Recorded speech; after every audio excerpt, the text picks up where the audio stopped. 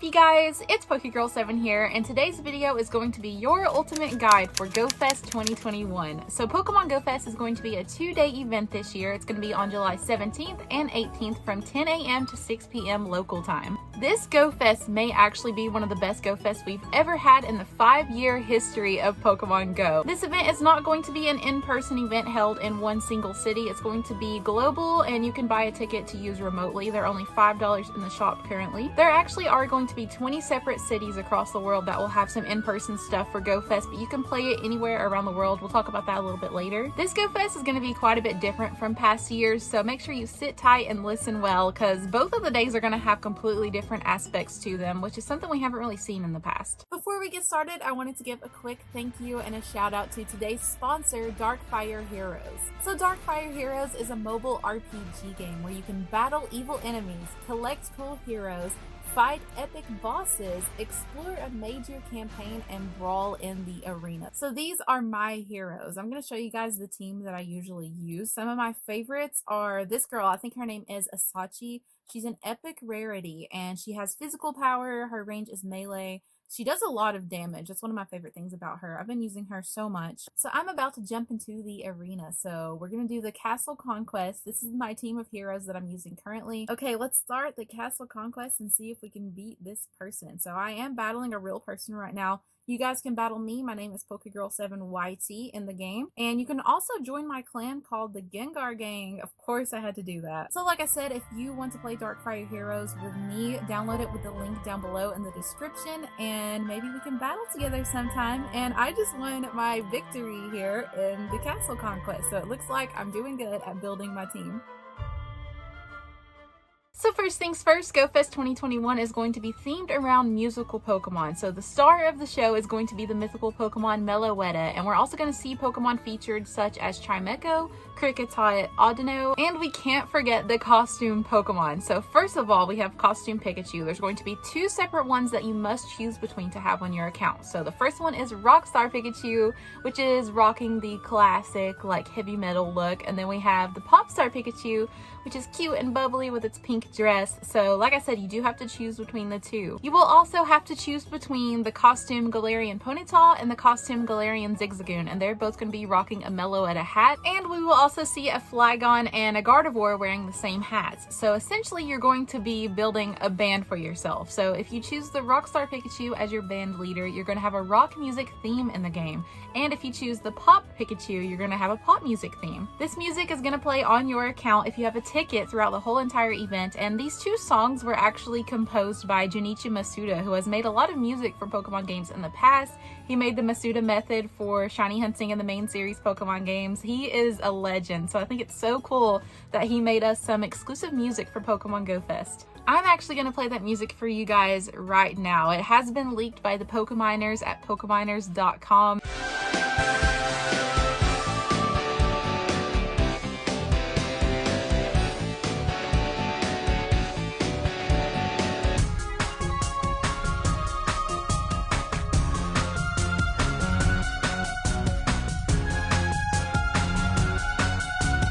Making me lean more towards the rock music just because I'm a heavy metal fan in real life personally, so I think I'm gonna be going with that one. Let me know in the comments down below what band you're gonna go for. Are you gonna go for a rock band themed or a pop theme? I'm not really sure. I'm thinking I might go with the rock Pikachu, and the rest of them I can't really tell what I'm gonna do yet. Maybe I can just have a mix of both. I don't know. It's a hard decision. But like I said before, Meloetta is really the star of the show. So during Go Fest, we're gonna have a special research, and the end reward, of course, is a Meloetta along with an exclusive pose and an avatar shirt, I believe. There's also been a few Meloetta assets found in the data mine from the Pokeminers, and it's really exciting to kind of get an idea of what the Meloetta special research is going to look like.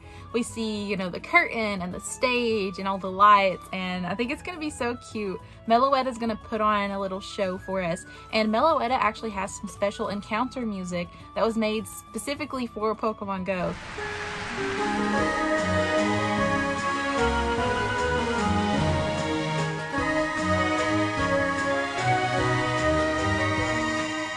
my favorite aspects of GoFest 2021 is going to be the shiny hunting. So we are going to have increased shiny rates just like the past years, especially on incense. Make sure you guys are using a crap ton of incense during GoFest. It will pay off. Apparently they're going to be spawning Pokemon super frequently with great shiny odds. We also have 7 new shinies coming to the game. So we have Whismur and of course all of its evolutions.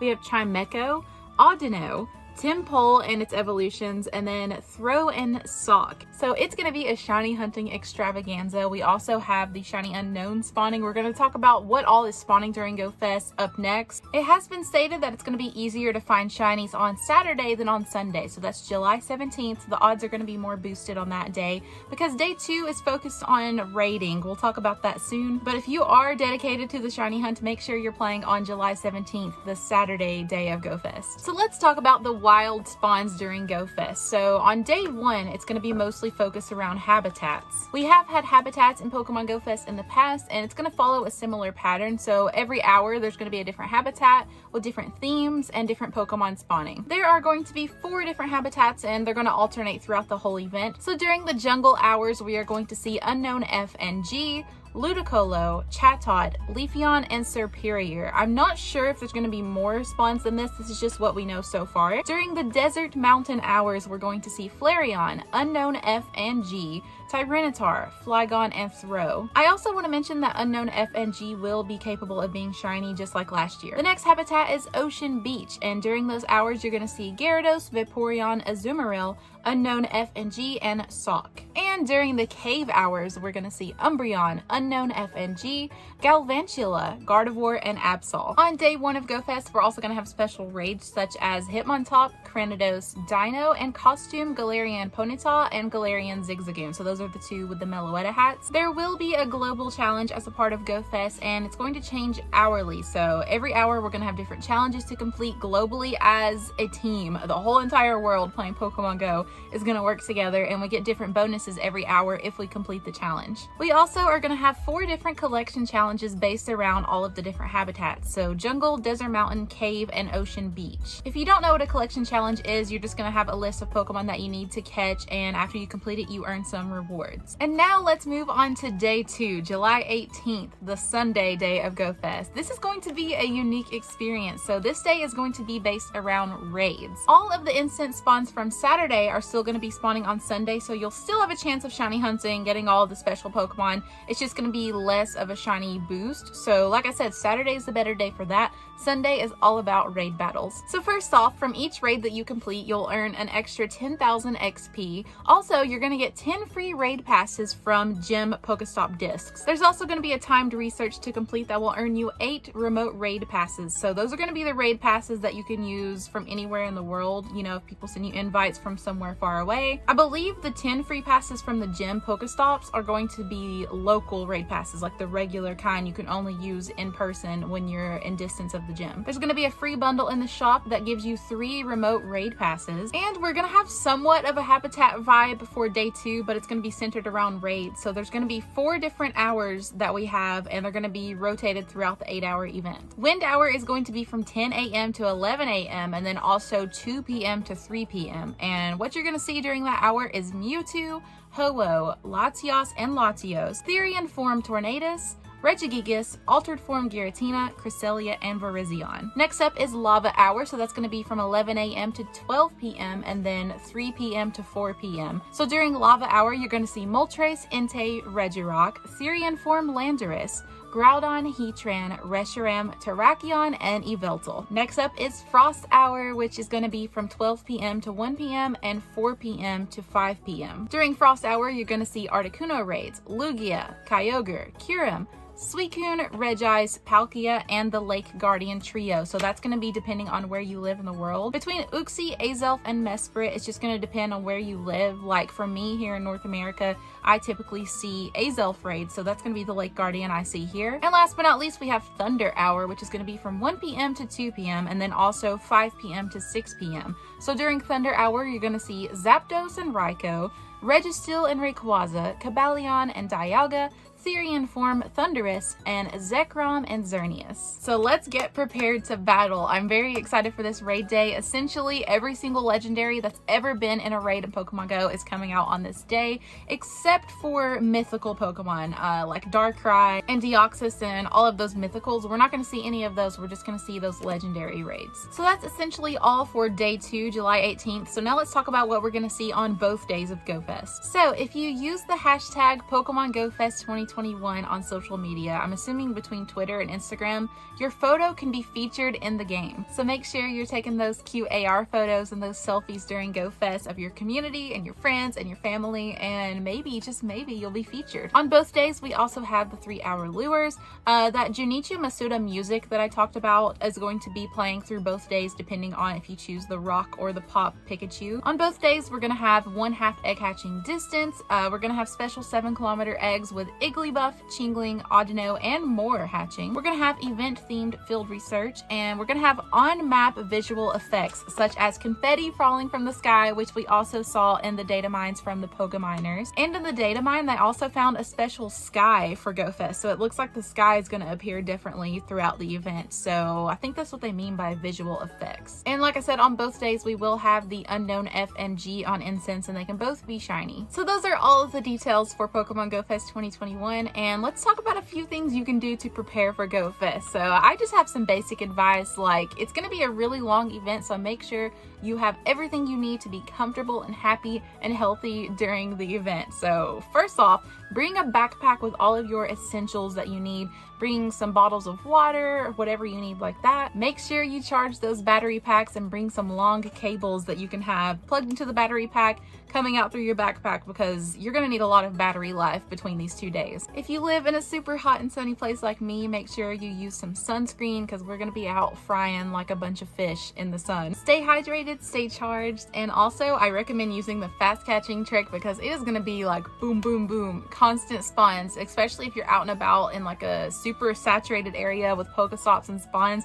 With those constant incense spawns and all the shiny capabilities, along with the regular wild spawns of the event, it's going to be a lot to take in, so fast catching is the way to go. So in person, GoFest is technically coming to 20 cities around the world, but then again, not really. So the experience is going to be the same for all ticket holders, no matter where you go. The experience within the game is going to be the same. But if you visit one of these 20 different cities, you can find special photo ops throughout the city and sort of explore. Niantic is known for putting up cool props and photo ops to take pictures with during GoFest and Safari Zone, other in-person events like that. I've actually been to a lot of these events, and it's usually just like a little cardboard cutout you can take a picture with. Nothing too crazy, but if you're going to be in the area around one of these cities, you might as well stop by. It's not clear that anything is going to change within the game. My guess would be maybe just a few exclusive Pokestops to GoFest ticket holders in those areas or something, but it mostly seems like it's just going to be the photo ops and the decorations in the area. This is going to be for Saturday, July 17th only. They're actually not going to be doing anything on Sunday, so keep that in mind if you're planning on visiting any of these cities. So here is a list of all of the cities that are going to be featuring these photo ops. I'm personally maybe going to Nashville, Tennessee, just because it's a little bit close to where I live and it wouldn't be too much of a trouble to go there. My plans are not set in stone just yet, but let me know in the comments down below if you plan on going to any of these cities for the photo ops. You do have to register for some reason. I'm not really sure what the reason is, but Niantic does make you register for these events. So you need to go to the events tab within Pokemon Go and get yourself a ticket for whatever city you're wanting to visit for GoFest. Now, it doesn't cost any money, so I'm not really sure why you're registering, because you already have the GoFest ticket. I really have no idea why they need a ticket, but just make sure you're registered just in case if you're wanting to visit. Maybe the people that did buy the tickets will get exclusive Pokestops in the game or something a little extra like that. They may have a certain number of people that they want to show up, and technically they'll stop selling tickets, but I'm sure you could still just go and have fun with the photo ops anyways. Either way, no matter where you play GoFest, it's going to be lots of fun. There is a special GoFest 2021 t-shirt available at the Pokemon Center website, so I actually got it myself. I think it's so cool. It has the mountains and the skyscrapers because it's a global GoFest, so it's not really based on just one part of the world. You got the gym in the middle with all the different team colors.